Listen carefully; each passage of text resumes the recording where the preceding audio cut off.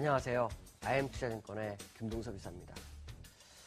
지난주 화요일인가요? 그때부터 시장이 좀 많이 흔들리는 그런 상황이 나오고 있죠. 시장이 흔들리는 이유는 아마도 여러분 다 아시겠지만 미국에서 양적 완화 종료 시점 뭐 이런 얘기가 지금 나오고 있고, 양적 완화 종료가 거의 당연시된다라는 얘기를 계속해서 나오고 있죠.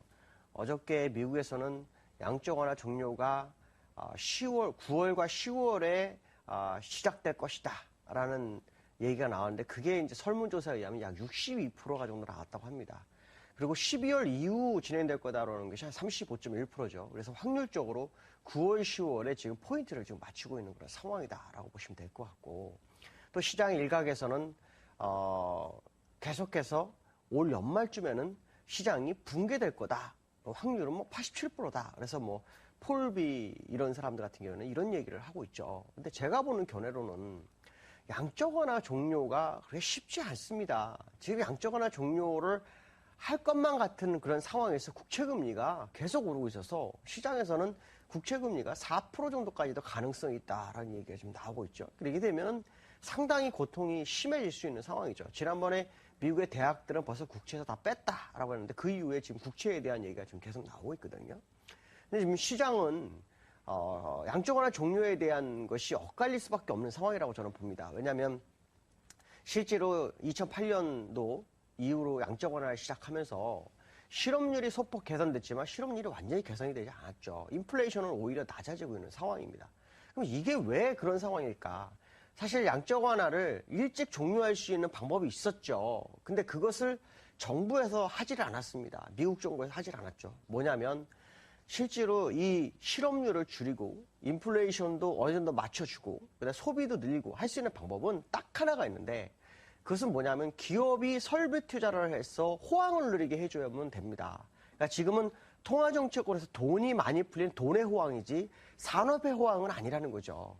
이 산업의 호황을 주기 위해서는 방법이 뭐가 있겠습니까? 법인세를 완전히 낮춰버리는 방법밖에 없습니다. 그래서 기업들이 안심하고 투자를 하게 되는 거죠. 투자를 하는 과정 속에서 고용이 늘고, 또 이 투자를 하는 가운데서 연준에 있는 자금까지도 다시 시장으로 들어가는 그런 상황이 발생을 해야 됩니다.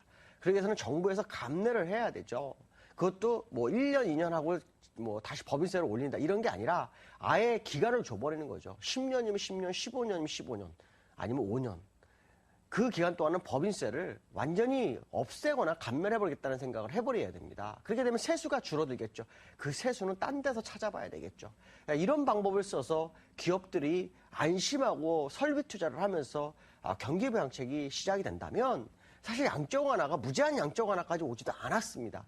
근데 그거를 안일하게 대여 정부에서는 계속 정부의 어떻게 됩니까? 정책이 커지고, 그러다 보니까 정부 규모가 커져서 세수를 줄이면 안 된다는 생각이 세수를 오히려 올리면서 통화정책을 했기 때문에 이런 현상이 나타났죠.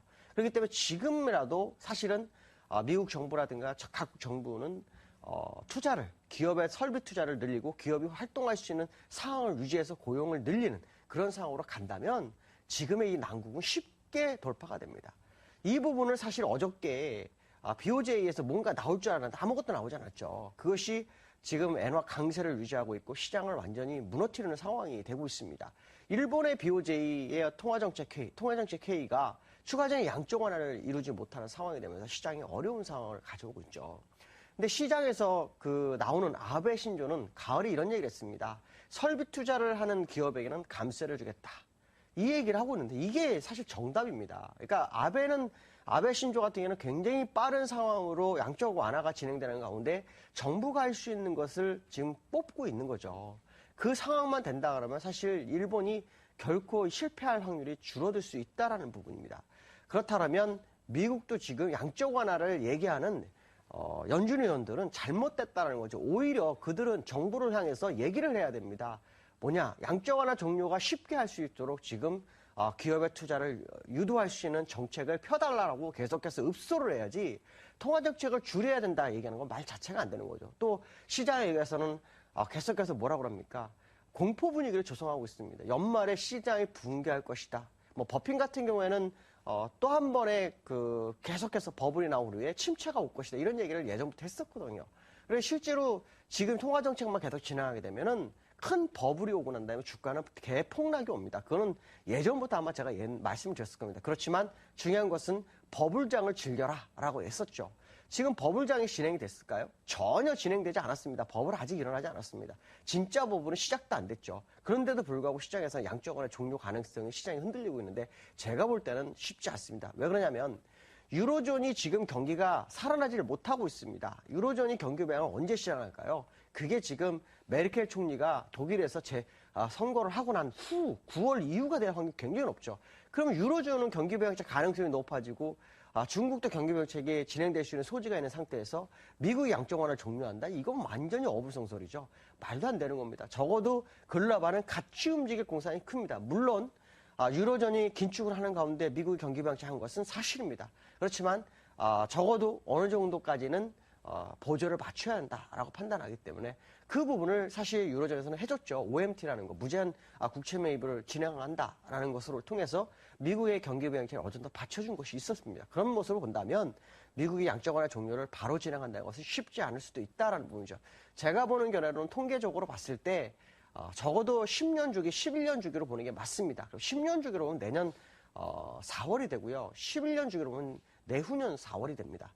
근데 이 중요한 것은 벤 버냉키 의장이 가장 중요한 임기에 대한 정확한 의지를 보여야 됩니다. 시장에서는 자꾸 벤 버냉키 의장이 내년 1월에 임기를 마무리할 거다라고 계속 분위기를 연출하는데 이 부분에 대해서 벤 버냉키 의장이 방점을 찍어야 되죠. 어차피 그가 교수였던 프리스턴대로 가지 못합니다. 거긴 자리가 없다고 하죠. 그렇다면 결국 할 수 있는 것은 지금 FRB 의장을 연임하는 방법밖에 없다. 그렇다면 그의 어떤 연임에 따라서 시장의 방향성은 결정될 수 있는 부분이 있지 않느냐라는 생각을 해봐야 될 것 같습니다.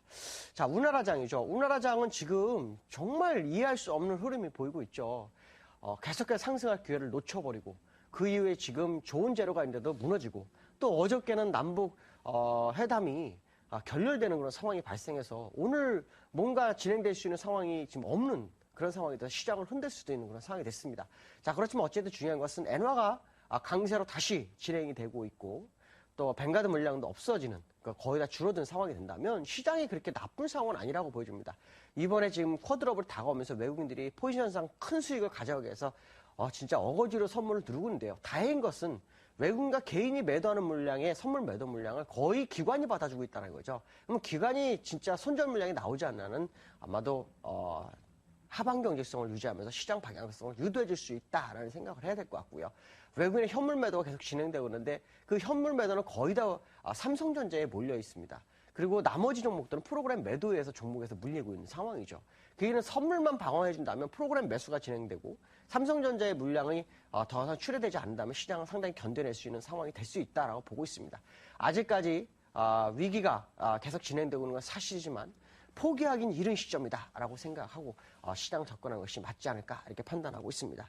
자, 기술적 분석을 한번 해보도록 하죠. 기술적 분석 보시면 미국이 소폭 하락했지만 저점을 이탈하는 상황은 아니라는 거, 이 부분을 본다면 여전히 상승이 유효할 수 있다라는 생각을 해봐야 될 것 같고요. 영국 차트 보시면 지금 후행스팬이 지금 캔들가 맞아서 약간 밀리는 상황이었죠. 다시 우상향으로 틀 수 있는 공간을 열었다라고 보시면 괜찮을 것 같고요. 그다음에 우나라장 어저께 한 번 더 하락을 했는데 제가 볼 때는 이제 후행스팬 캔들 이격을 완전히 벌렸기 때문에 쿼드러블 만기를 향해서 움직일 때는 하방보다는 상방 가능성을 좀 열어두고 볼 필요성이 있고요. 그다음에 엔화가 지금 다시 내려왔죠. 92엔까지는 아마 거의 내려올 걸 생각하면서 시장 접근하시면 될 것 같습니다. 자, 오늘 수요일입니다. 오늘도 즐거운 하루 되시고 승리한 하루 되시기 바라겠습니다. 여기까지 하겠습니다. 감사합니다.